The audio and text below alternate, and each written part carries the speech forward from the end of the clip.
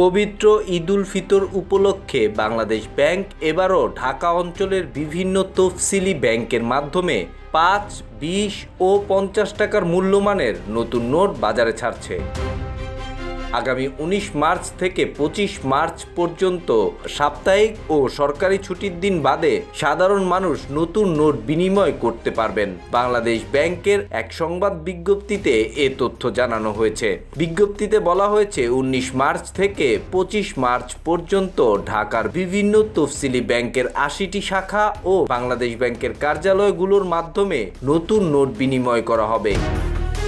তবে একই ব্যক্তি একাধিকবার নতুন নোট গ্রহণ করতে পারবে না। বাইরে থেকে দেখি যে ১৫০ টাকা দিলে বান্ডেল পাওয়া যায়। ওনারা কোথা থেকে নিচ্ছে বান্ডেল? নিচে ব্যাংক থেকে নিচ্ছে। তো ওনারা ওইভাবে হয়তো সিস্টেম করে নিচ্ছে। সব পাবলিক তো আমরা ওই সিস্টেমে করতে পারি না।